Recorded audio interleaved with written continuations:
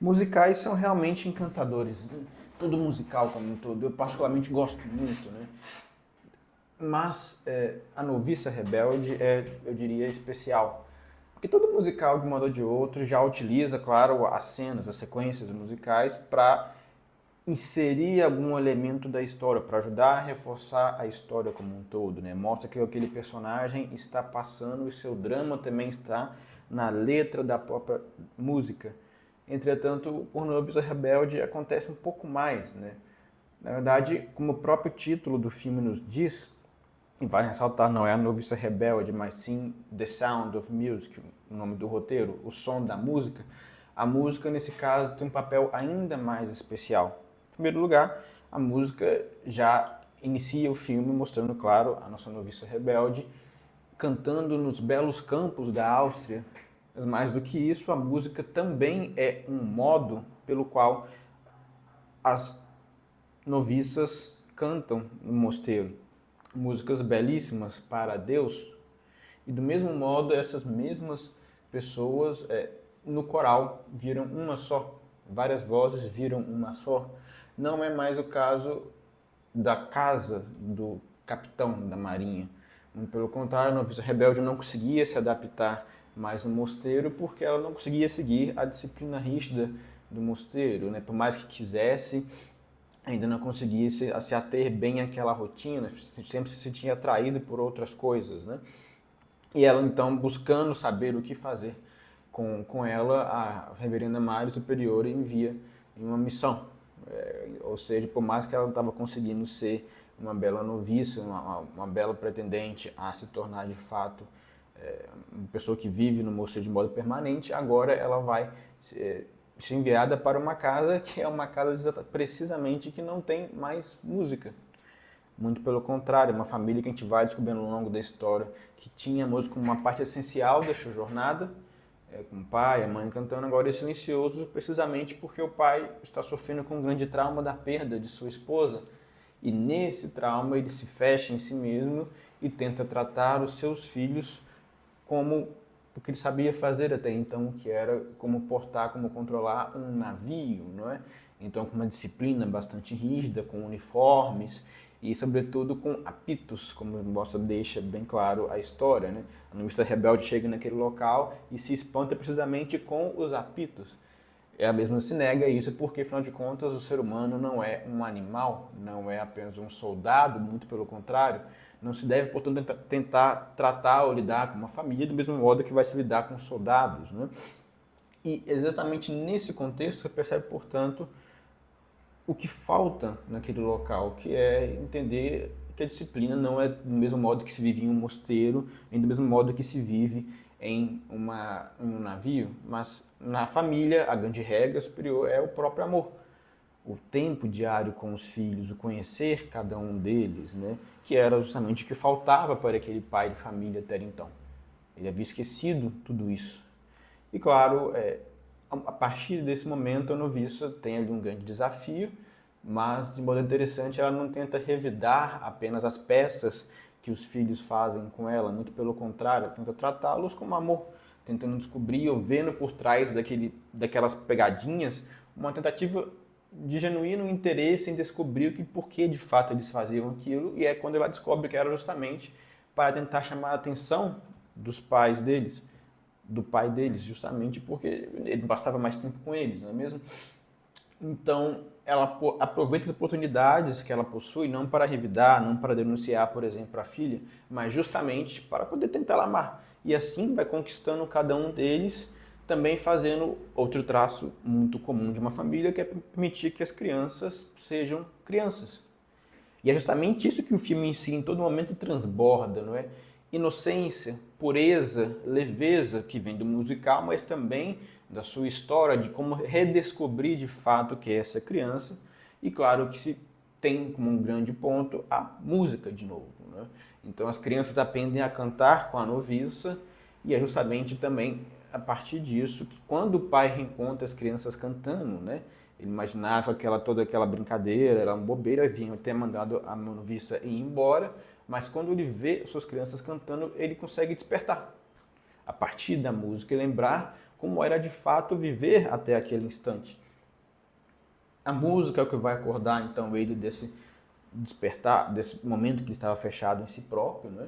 E claro, também a música vai abrir novas oportunidades para aquela família, sobretudo para um casal então que havia até então só brigado entre si, que é justamente a noviça e o capitão. E ele então vai se apaixonando por ela, os dois vão descobrindo algo que até então ninguém sabia. A própria noviça, por meio das músicas também da Áustria local, da dança local entre eles, ela vai se apaixonar pelo capitão e vice-versa, né? O capitão descobre no momento que vai cantar também o modo como ele olha para a noviça sem perceber de estar apaixonado por ela. Do mesmo modo, então a música vai reunir e trazer de volta aquela família, mas também é uma música que vai aos poucos remetendo e situando a história precisamente na Áustria, com músicas austríacas, que é naquele momento, e essa grande história central do filme, que é esse contexto pré-Segunda Guerra Mundial, quando a Áustria passa a ser invadida ou dominada exatamente pelos alemães, né, pelo regime do Senhor do Bigode, como todos sabemos, né? E é justamente a música esse elemento de resistência ao nazismo naquela época. Da cultura da Áustria permanece viva, como se vê na sequência final do filme, por meio da música como um todo, né? Desse modo, então, que se depreende e se compreende de modo mais completo o que de fato significa aquele filme, ou o som da música que guia toda a história como um todo, né? Na verdade, também se percebe esse próprio Áustria invadida pelo nazismo, como que isso vai impactar as pessoas. A cultura austríaca podia se perder ou não, mas também cada um ali, um próprio romance iniciante, como era no caso da filha mais velha da Liesel, acaba se perdendo por meio disso, dado que seu pretendente, um jovem carteiro, um moço inocente, que faz uma bela sequência musical também, justamente, né, que ficou muito famosa, né? Você tem 16, está quase tendo 17 agora. Ele se perde naquela ideologia nazista, né? Pensa-se, portanto, que agora está ocupado com coisas mais interessantes, né, do que apenas um belo namorico infantil. Desse modo, então, há também, evidentemente, a perda do amor, que é o que existia naquela família que havia sido perdido com a tragédia da perda da mãe, e de novo se perde no país como um todo, talvez, ou nas pessoas que são dominadas por aquela ideologia totalitária, para naquele contexto da Áustria invadida, portanto. E é isso sim que o filme quer sempre retratar, né? Não é à toa que os campos da Áustria são exibidos de modo bastante belo, uma paisagem deslumbrante, não é mesmo? Como aquele local foi sendo infectado pelo contexto pré-Segunda Guerra Mundial com a invasão dos alemães, né? E claro, podemos trazer, por exemplo, algumas aplicações disso, como por exemplo, o próprio modo como a disciplina em si é retratada no filme, não é? Como nós dizemos aqui já, a disciplina pode ser algo positivo, como no mosteiro, onde as pessoas livremente vão se sujeitar a viver uma disciplina, uma rotina que é muito ordenada, com horários bastante mais rígidos, né? De certo modo mesmo na clausura, numa disciplina, numa rotina que muitos não conseguem seguir, como era o caso da própria noviça rebelde. Mas ter uma vida em família, por exemplo, não quer dizer que não se pode ter disciplina. Ela só não pode ser a mesma de um navio, mas também a própria regra da criação no amor percebe-se, por exemplo, que a noviça, por mais que deixasse os filhos do coronel até então da marinha brincarem, ela também consegue treiná-los como um todo para cantar muito bem. Então uma família também tem o seu devido local para a disciplina, que se excede já no regime alemão, né? Uma disciplina que tenta apontar para a beleza estética como um instrumento para a demonstração de poder daquela ideologia de Hitler, e que vai também se perde em si mesma, não é? É um fim deturpado em si da disciplina, da excelência do corpo, do ser humano, para fins totalitários péssimos, como todos sabemos já, né? De tal modo que vale também citar justamente isso, a vida no mosteiro, a própria ideia da vocação, que é um outro tema que aparece de modo muito candente em todo o filme, né? Como se diz, já a grande dama da noviça, que ela, quando se sentiu apaixonada pelo coronel, de modo correto, tentou fugir daquilo, porque ela tinha feito um voto de entrega total a Jesus, mas, de modo muito belo, a própria Madre Superiora percebe, olha, O casamento também é um sacramento, como um todo, não é? Então você não pode também fugir dos problemas da vida. O mosteiro não serve para pessoas fugirem da vida. As pessoas livremente abandonam a vida anterior que possuem para chegar até lá. Portanto, nós temos que enfrentar os problemas da vida e não fugir. A vocação se adere livremente, não por querer fugir de algum outro problema exterior, não é? Então, isso que eu não vi, voltando a enfrentar, claro, mostra-se que para ela, enquanto ela estava desesperada, pensando que não poderia ser uma boa freira, agora ela vai de fato conseguir. Porque, como o próprio filme também nos diz, quando Deus fecha uma porta, às vezes ele abre uma janela. Que também leva o próprio modo dela ter que enfrentar a sua ânsia de vocação, a leva para ter que enfrentar também essa sagacidade de outros que vão tentar enganar ou se aproveitar dos bens materiais do coronel da marinha, não é? O próprio tio deles, que como também falamos da música, ele se aproveita dos músicos para gerar mais dinheiro para ele, ou mesmo da baronesa, que até então tinha um grande interesse no coronel por seu poder monetário, né? E queria, na verdade, apenas enviar os filhos para o orfanato, não tinha então o interesse de fato constituir uma família ou de amar aqueles filhos. Entretanto, de modo bem curioso, talvez o roteiro, alguns poderiam dizer que de modo ingênuo, a baronesa simplesmente, uma vez que a noviça retorna, abandona o coronel, porque ela percebe de fato, de modo talvez humilde ou não, que existia ali um verdadeiro amor, uma paixão entre os dois.